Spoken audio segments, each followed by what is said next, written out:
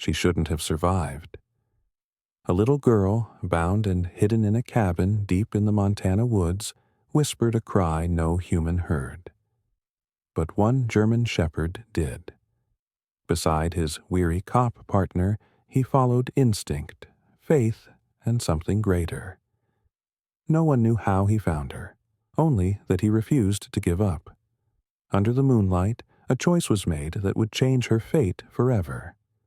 What follows is a story of courage, of prayers answered not by words, but by pause. Tell me, where are you watching from tonight? And if you believe dogs carry pieces of heaven, hit that subscribe button. The wind moved cold and restless through the wide plains of Montana in late autumn of 1998.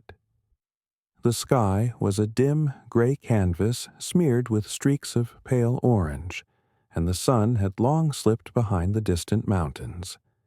Dust swirled across the lonely two-lane road that cut through town, carrying with it the brittle scent of pine and smoke from wood stoves. The day felt unfinished, as though the air itself held its breath for what was about to unfold. Emily Parker was only 10 years old, a small figure in a pink jacket too thin for the creeping cold. She had long chestnut hair tied in 2 braids that swung against her back, and freckles dotted the bridge of her nose. Her eyes were wide, bright green, curious about everything but weary that evening. She clutched her school satchel tightly, the straps frayed from use, and walked alone along the dirt path leading home. Emily had always been a quiet child, known in town for her shy smile and the way she hummed to herself when nervous. She often dreamed of becoming a writer, scribbling stories in a worn notebook she carried everywhere. Her parents, Margaret and James Parker, were simple townsfolk. Margaret was a nurse at the small county hospital, tall and lean with auburn hair now streaked with silver, her face lined more by worry than age. James, her husband, was a mechanic with a broad build and hands scarred from years of work in the garage. He had once been cheerful, known for jokes told at the diner, but the slow downturn of the economy and the constant struggle to provide had hardened him. Both adored their daughter, though in different ways. Margaret with gentle protection, James with a quiet pride. That night, they expected Emily home before supper, as always, but the clock hands ticked past 6, then 7, and no footsteps came up the porch. The town of Clearwater was small, a cluster of houses, a gas station, and a diner with peeling paint. It was the kind of place where everyone knew each other, and gossip traveled faster than the wind. When Emily failed to appear, concern spread like fire. Neighbors gathered with flashlights, calling her name into the dusk. Sheriff Robert Hayes was among the first to arrive at the Parker home. Hayes was a man in his 50s, thick around the waist, his hair graying at the temples, with deep lines carved into his forehead. He had served in the town since his 20s, once bright-eyed and idealistic, but years of unsolved crimes and broken families had given him a heavy demeanor. Still, he carried an unshakable sense of duty. He promised the Parkers he would find their daughter. Through the night, volunteers scoured the woods and fields. They searched the creek bed where children sometimes played, the rusted playground near the church, and the abandoned barns at the edge of town. But Emily was nowhere. Each passing hour gnawed at Margaret's nerves until she trembled uncontrollably, and James, usually stoic, punched the wall of his garage in frustration. Sheriff Hayes felt the weight pressing on his chest, a mixture of fear and guilt. Fear that another child was lost, and guilt that his town, under his watch, might harbor a predator. By the third day, the atmosphere in Clearwater had soured. Whispers filled the diner booths, stories of vans seen idling near schools, strangers passing through, children lured with promises of candy, rumors twisted into something darker, talk of a group moving through Montana, abducting children for reasons no one dared to say aloud. Parents gripped their children tighter, locking doors earlier. Even the church pews were filled with nervous prayers. The Parkers clung to hope, but Margaret's face grew pale and hollow. She replayed the moment she last kissed Emily goodbye for school, hearing her daughter's small voice say, "See you tonight, Mama." James, who once spoke loudly, now sat in silence on the porch each evening, his eyes scanning the empty road. Sheriff Hayes organized daily searches, but privately he wrestled with despair. He had seen too many cases like this end without answers. Still, there was a part of him, stubborn and unyielding, that refused to let go. And so Clearwater stood still in the chill of autumn, its people bound together by fear and longing. The name Emily Parker was whispered in every prayer, scribbled on every missing poster, and etched into the hearts of those who waited for a miracle. The streets of Clearwater grew quieter after sunset, the lamps casting pale halos of light over cracked sidewalks and shuttered windows. Fear had drawn people inside earlier than usual, and even the diner closed its doors before midnight. In that silence, the only sound often heard was the slow tread of boots and the steady rhythm of claws tapping pavement. It was the patrol of Officer Daniel Carter and his dog, Rex. Daniel Carter was 43, tall with broad shoulders but a posture that carried the weight of sorrow. His once dark hair was streaked with silver, cropped short in regulation style, and a rough stubble clung to his jaw as though he no longer cared to shave every day. His eyes, a shade of storm gray, often appeared distant, staring beyond the present moment into some memory he could not escape. Years ago, his only daughter, Lily, had died of leukemia at age 9. The loss had carved hollows into his face and stripped him of the easy laughter he once shared with neighbors. Since then, his work had become his refuge, his badge a shield against despair. People in town respected him, but they also whispered that Daniel was a man living on the edge of grief, sustained only by duty.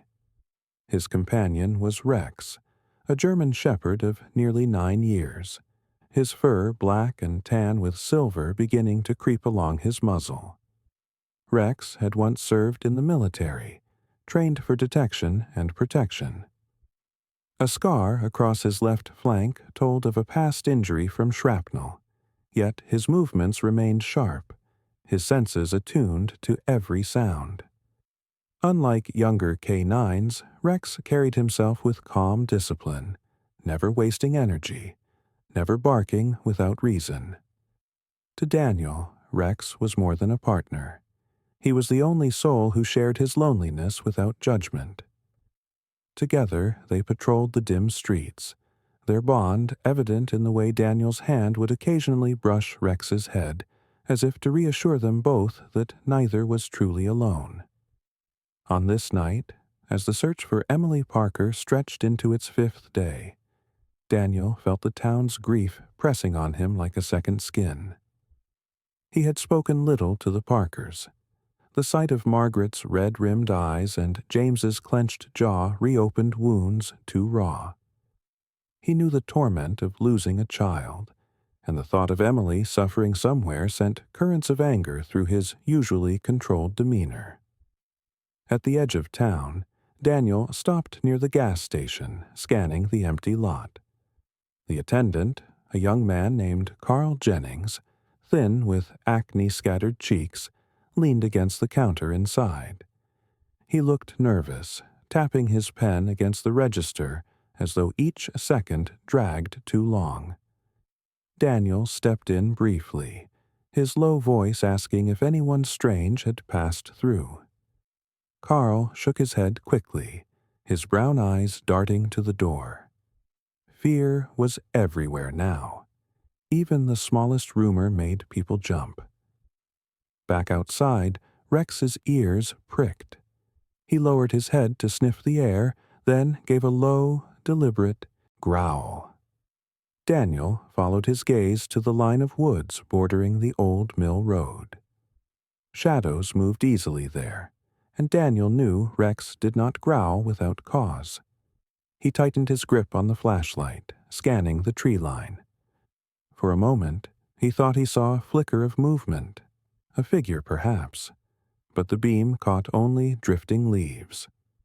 Rex, however, remained alert, his body rigid. Daniel whispered a soft command, and the dog quieted, though his amber eyes never left the dark.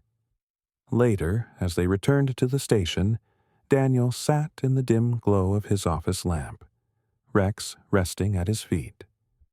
A photo of Lily sat on his desk, the corners worn from years of touch. He stared at it, guilt threading through him. He had not been able to save his daughter, and the helplessness of that failure still defined him. Now another child was missing, and though it wasn't his blood, the duty felt personal, as if fate had given him one more chance to stand between innocence and the abyss. Rex lifted his head and nudged Daniel's hand, a silent reminder of loyalty. Daniel exhaled and whispered, "We'll find her, boy." "We have to outside." The wind howled across Clearwater, rattling the loose shutters of houses where children lay awake in fear. In the station, one man and one dog remained awake, guardians of a town desperate for hope.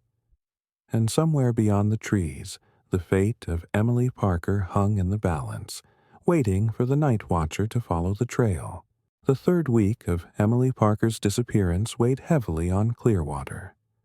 Posters with her face curled in the damp air, nailed to telephone poles, their colors fading. The town that once hummed with chatter grew muted, each door shut early, each parent holding their child closer. Rumors had turned into a ghost, haunting every corner, and though Sheriff Hayes tried to keep order, even his voice lacked conviction now.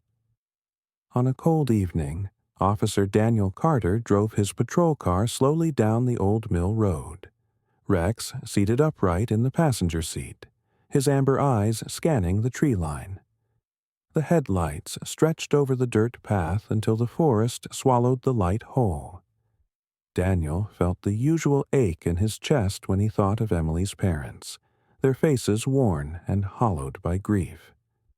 The emptiness reminded him of his own loss, and tonight he swore he would push deeper, follow where others had given up. As the car slowed near a turnoff, Rex suddenly shifted. His ears pricked, nose pressed against the glass. A low growl rumbled deep in his throat. Daniel stopped, grabbed his flashlight, and opened the door. Rex leapt out, body taut, nostrils flaring as he sniffed the cold air. His tail stiffened, and without hesitation, he trotted toward the woods. Daniel followed, boots crunching over leaves, hand resting near the grip of his holstered weapon. The forest was dense, pine branches scraping the air, shadows twisting with each sway of wind. Rex moved with purpose, stopping abruptly near a patch of soft ground. Daniel bent low and shined his light. There, clear in the mud, was a shoe print, small, too small for an adult. His pulse quickened. Rex pawed at the soil, then darted a few feet ahead where something caught the light. Daniel knelt again and picked up a scrap of pink fabric, frayed and dirty. He recognized it instantly. The color matched the jacket Emily had worn in her school photo. "Good boy," Daniel whispered hoarsely, voice shaking. Rex barked sharply, the sound echoing through the night. The noise startled a figure behind them. Deputy Mark Ellison, who had been trailing in his own cruiser. Mark was in his early 30s, with a lean build and sharp cheekbones. His blond hair was perpetually unkempt, and he wore a faint scar above his brow from a bar fight years ago. Though dedicated, he was still inexperienced, often second-guessing himself. He rushed over, eyes widening at the scrap in Daniel's hand. "Jesus, that's hers, isn't it?" Daniel's jaw tightened. "Don't spook yourself. Just stay sharp." They pushed deeper, Rex leading them with unshakable certainty. The air grew colder, carrying the scent of damp wood and decay. After nearly half an hour, they reached a clearing where a small wooden cabin stood, its roof sagging under years of neglect. The windows were broken, and ivy crept up the weathered planks. It looked abandoned, a forgotten remnant of another time, but Daniel's instincts screamed otherwise. Rex froze, body crouched low and gave a single bark. Then, faint and almost swallowed by the night, came a sound. Soft sobbing, fragile and fleeting. Daniel's heart slammed against his ribs. He raised his hand, signaling silence. Mark looked pale, clutching his flashlight tighter. Inside the cabin, a lantern flickered weakly through a crack in the door. The crying stilled, replaced by silence so sharp it pricked the skin. Daniel crouched near the cabin wall, straining his ears. He caught the muffled shuffle of boots, the creak of wood, and a low male voice muttering something inaudible. His gut twisted. Emily was inside, alive, but not alone. Daniel motioned for Mark to step back. The deputy hesitated, whispering, "We should call Hayes, wait for backup." But Daniel shook his head. "If she's in there, every second counts." "We don't let him move her again." Rex pressed against Daniel's leg, eyes fixed on the door, his body trembling with restrained energy. The officer's mind raced, balancing duty with fear. He pictured Lily, his daughter, her face pale in a hospital bed, slipping away while he could do nothing. The same helplessness threatened to overtake him now, but he forced it down. This time he could fight. The crying returned suddenly, sharper, desperate, before being cut off as though by a hand. Daniel's blood ran cold. He placed his hand on Rex's back, whispering, "Easy, boy. We'll get her out." Rex gave a low whine, tail rigid. Daniel pulled his radio, speaking in a controlled whisper, summoning Hayes and any nearby units to converge on the cabin. He knew they would be minutes out, and those minutes could mean life or death. He met Mark's frightened eyes. "We hold position until backup arrives. Nobody goes in blind." The night pressed closer, the forest around them alive with tension. In the distance, sirens began to wail faintly, a promise of help on the way. Inside that rotting cabin, a child's fate teetered on the edge, and Daniel Carter, with Rex at his side, felt the thin line between failure and redemption closing in. The cabin smelled of mildew and rot, the boards groaning each time the wind shifted through the cracks. A lantern cast an anemic glow in the corner, its light flickering across peeling wallpaper and the trembling figure of Emily Parker. Her wrists were bound with coarse rope, the fibers digging into her pale skin. Her cheeks were streaked with dirt and tears, her braids undone, strands of chestnut hair sticking to her damp face. She hugged her knees to her chest, every breath sharp with fear. And yet, when a distant bark echoed through the forest, her head lifted. Hope, faint but alive, shone in her green eyes. Across the room stood Victor Crane, the man who had stolen her from the roadside days ago. He was in his late 30s, tall and lean, with an unsettling stillness to his movements. His blond hair was slicked back, too neat for the wilderness, and his eyes were a chilling ice blue, unblinking, cold, and analytical. His square jaw bore the shadow of a perpetual 5 o'clock stubble, and a long scar cut diagonally across his chin, a souvenir from a bar fight years earlier. He wore a gray jacket over a black turtleneck, his boots polished as though he belonged in a city, not a broken cabin. Everything about him felt deliberate, calculated. Victor had grown up with violence as his language. His father had been a smuggler, his mother gone before he was old enough to remember. Raised in border towns between Montana and Canada, Victor had learned to navigate the shadows of crime early: trafficking, forgery, extortion.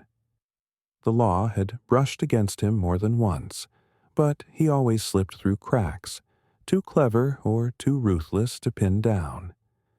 His reputation was whispered among truckers and drifters. A man who never raised his voice yet could make a room fall silent. Now, Victor crouched near Emily, his hands resting loosely on his knees. "Quiet," he muttered, his voice low but cutting. "You cry again. I'll make sure no one hears it." His tone was not raised, not angry, simply factual, like a weather report of doom.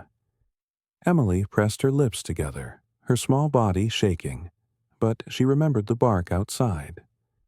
Somewhere, someone was coming. Victor rose, pacing to the window. He drew the curtain back with 2 fingers, peering into the dark. The forest pressed close, but he knew it wasn't empty. He felt the prickle of being watched.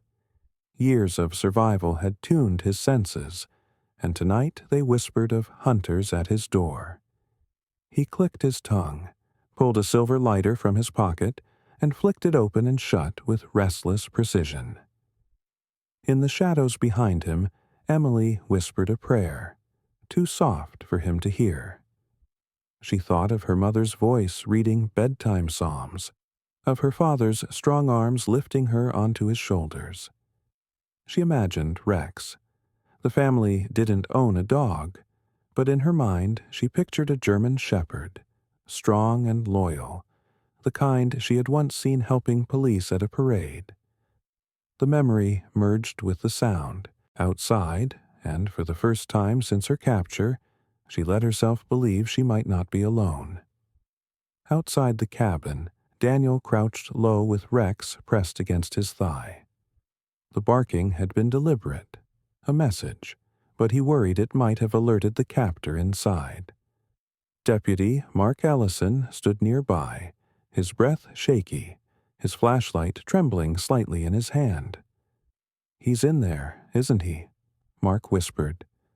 Daniel gave a curt nod.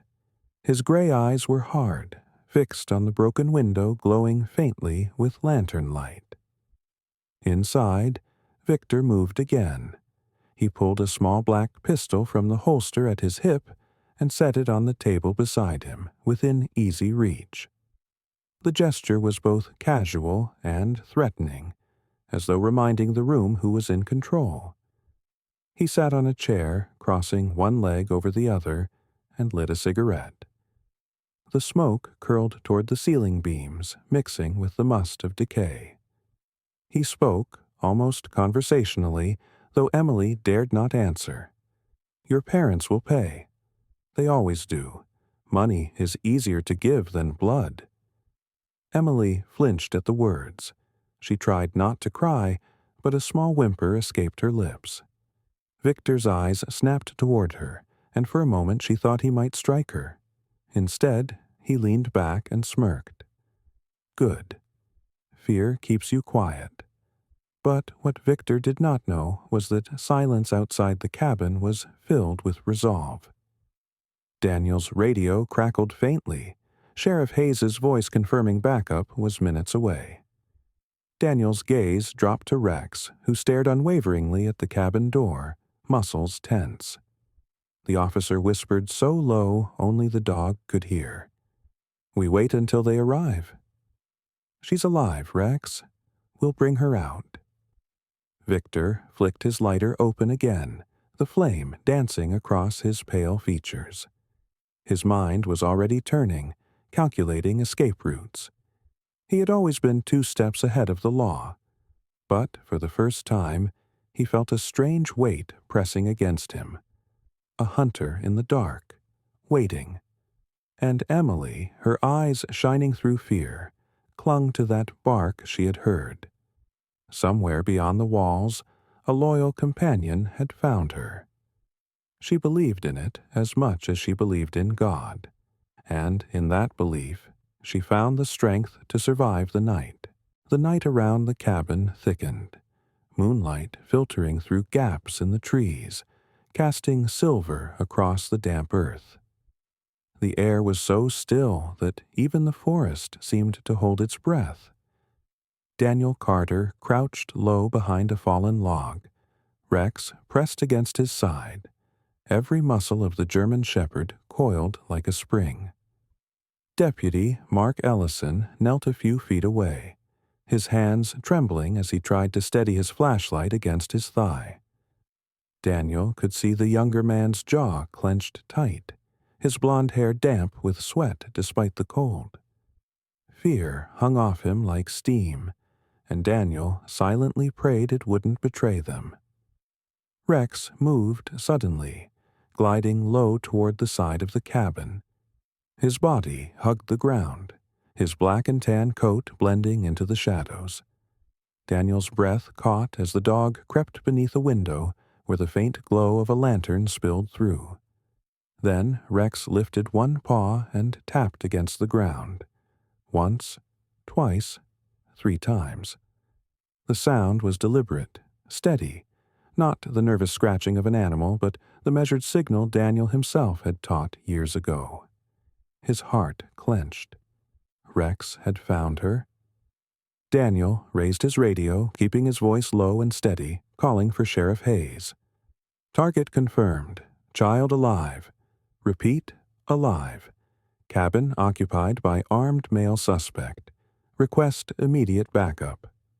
The reply crackled through, Hayes promising they were minutes out. But Daniel knew minutes could stretch like hours when a child's life was measured against the trigger finger of a desperate man. Through the dirty glass, Daniel caught a glimpse of Victor Crane. The kidnapper sat slouched in a chair, cigarette burning low between his fingers, pistol resting lazily on the table beside him. Emily was still in the corner, bound but breathing, her knees drawn tight to her chest. She lifted her head once as though she sensed the presence outside, her eyes glistening even in the dim light. Daniel's chest tightened. She reminded him so much of Lily that for a moment he had to close his eyes, fighting the ache of memory. Mark shifted beside him, whispering harshly, "We can't just sit here. He's got a gun. He could—" Daniel raised a hand, cutting him off. His voice was low but commanding. "You move before Hayes arrives. You get that little girl killed." "Hold," Mark swallowed hard, his inexperience obvious, but he nodded, gripping his flashlight so tightly his knuckles blanched. Rex returned from the window, padding silently to Daniel's side. The dog's amber eyes locked with his partner's, and for a moment Daniel felt the silent bond between them as strongly as any spoken vow. Rex had lived through war zones, survived fire and shrapnel, and now stood ready once more to protect life. Daniel whispered, "Good boy. We wait. We do this smart minutes dragged." Inside the cabin, Victor rose and paced, pulling the curtain closed as though sensing the watchful eyes outside. He muttered to himself, the cigarette dangling from his lips, then strode back toward Emily. Daniel tensed, but Victor only refilled the lantern with shaking hands. The kidnapper was nervous, on edge, aware that something beyond the walls was closing in. At last, faint sirens carried through the night. Sheriff Hayes's squad cars, lights muted, crept down the mill road. Daniel exhaled, relief mixing with the tight coil of anticipation. He gave Rex a firm pat on the shoulder. "It's time, partner. We end this tonight." The sirens had grown louder, their wails carried by the cold wind through the trees, and the faint glow of red and blue lights flickered against the forest edge. Sheriff Robert Hayes led the first unit, his broad figure moving with surprising speed for a man in his 50s. His weathered face, etched with deep lines, was grim with determination. Behind him followed 2 deputies, rifles slung, moving in practiced formation though their nerves showed in every shallow breath. Hayes raised his hand, signaling silence, and the group spread out around the cabin. Inside, Victor Crane froze mid-step, the cigarette burning low between his fingers. He had lived too long in the shadows not to recognize the shift in the air. The faint echo of tires on gravel, the almost imperceptible rustle of movement beyond the walls. He knew the law had found him. His ice-blue eyes narrowed, and he crushed the cigarette beneath his boot. He snatched the pistol from the table, cocking it with a precise motion, and stalked toward the window. Emily whimpered softly from her corner, her small body trembling. She could not see what was happening outside, but she felt it. The storm gathering, the danger sharpening. She clutched her knees tighter, whispering under her breath words that were half prayer, half plea. Daniel Carter's voice came through Hayes's radio, low and steady. "He's armed. Child alive. Far corner. My position east wall. Move on my signal." Hayes acknowledged with a curt nod, though no one could see him in the dark. He motioned the deputies into place. The moon hung directly above, its pale light flooding the clearing like a silent witness. Victor pulled the curtain aside, spotting the faint shimmer of a flashlight between the trees. His lips curled into a cold smile. "So, they've come." He turned sharply toward Emily, raising the pistol. "Looks like your little town cares after all." His voice was calm, almost mocking. Before he could take another step, Rex erupted from the shadows outside, a blur of muscle and instinct. The German shepherd launched through the cracked window, shards of glass scattering across the wooden floor. Victor jerked back, startled, just as Rex latched his powerful jaws onto the man's forearm. The gun discharged, the shot deafening in the small space, but the bullet went wild, embedding in the ceiling. Daniel burst through the front door in that instant, his own weapon drawn, gray eyes locked on the chaos. He moved with precision born of grief and duty, slamming into Victor with the full force of his body. The kidnapper struggled, his free arm swinging wildly, but Rex held firm, teeth sinking deeper, snarls filling the cabin like thunder. Sheriff Hayes and his deputies swarmed in seconds later, weapons trained. "Drop it, Crane," Hayes barked, his voice booming. Victor's strength faltered as Daniel wrenched the pistol from his hand and kicked it across the floor. Hayes lunged forward, pinning Victor against the wall with brutal efficiency. Handcuffs clicked shut around the man's wrists, his smirk finally gone, replaced with the first flicker of defeat. In the corner, Emily had buried her face in her arms, her small frame shaking. Daniel dropped to one knee beside her, holstering his weapon. He spoke gently, his voice softer than it had been in years. "It's over. You're safe now." Emily hesitated, then lifted her tear-streaked face toward him. Her green eyes glistened with fragile trust. She reached out and clung to him with trembling arms, whispering into his ear, I knew the dog wouldn't leave me." Daniel's throat tightened. He pulled her close, his own hands trembling as he felt the warmth of a child in his arms again. Rex padded over, muzzle stained, chest heaving, and laid his head against Emily's small lap. The girl stroked his ears with bound hands, and for the first time since her abduction, a faint smile flickered across her face. Outside, the forest exhaled as though relieved. The flashing lights painted the trees in colors of salvation, and the people of Clearwater would soon hear that their missing child had been found alive. But for Daniel, kneeling in that broken cabin with Rex and Emily, the victory was not for glory or reputation. It was redemption, a chance to save the child he could not bear to lose again. The cabin was left behind in darkness, as flashing red and blue lights carried Emily Parker back toward town. Sheriff Hayes drove the lead car, his square jaw clenched, but his eyes softened, the weight of relief heavy on his face. In the back seat of Daniel's cruiser, Emily sat wrapped in a thick police blanket, her small body leaning against him. She still trembled, her chestnut hair tangled and her freckles dim beneath dirt, but her green eyes carried a light no rope or threat could dim. Rex sat beside her, his head resting across her knees, his amber gaze watchful and proud. Emily's small hand stroked his fur as if clinging to the very force that had dragged her back from the edge of the abyss. When they arrived at the Parker home, the scene unfolded in tears.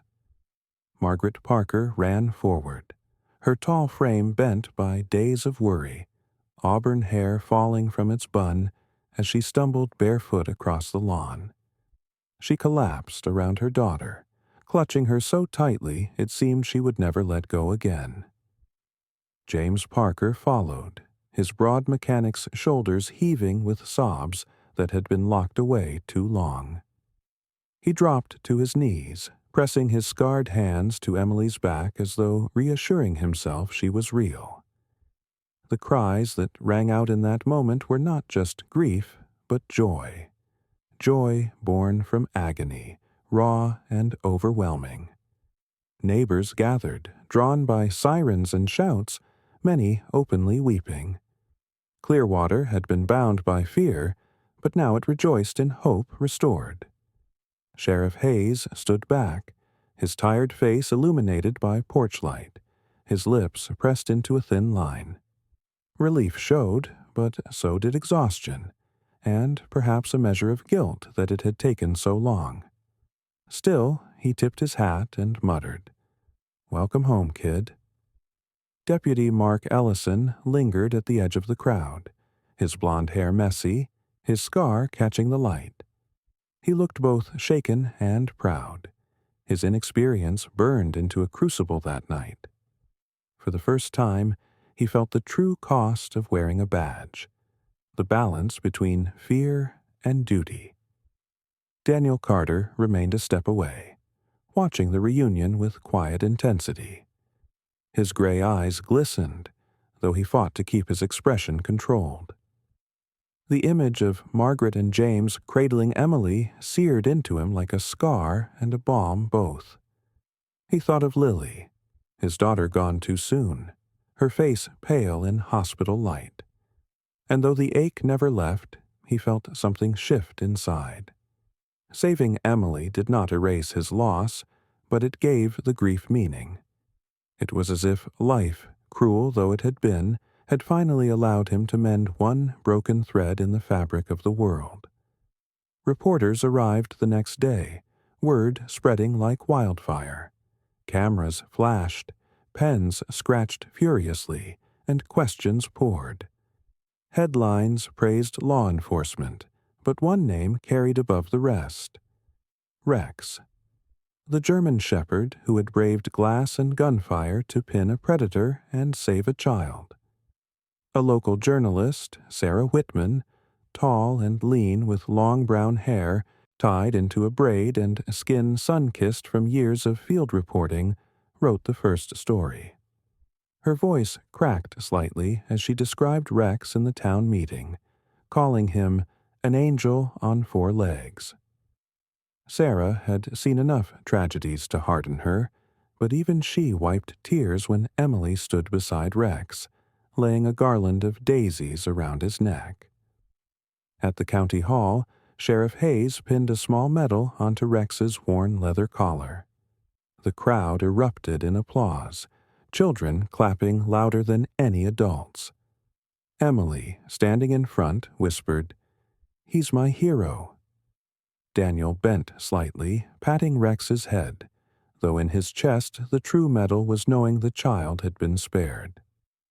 That night, after the noise faded and the town settled, Daniel returned to his small house at the edge of Clearwater. The home was plain, walls bare, silence often suffocating. But tonight, moonlight streamed across the floor, silver and gentle. Rex lay by the window, his breathing slow, chest rising and falling with the steady rhythm of peace. Daniel sat beside him, his calloused hand resting on the dog's back. He lifted his gaze to the sky, whispering to no one and everyone at once. Love and loyalty. They can bring life back, even in the darkest nights. For a moment, he imagined Lily's face in the moonlight, smiling, free of pain. The ache eased. The town would never forget the fear of Emily's disappearance, nor the night it ended. And Daniel Carter, once broken by grief, found himself standing again. Not because of medals or headlines, but because in saving a child, he had rediscovered the thread of faith that loss had torn away.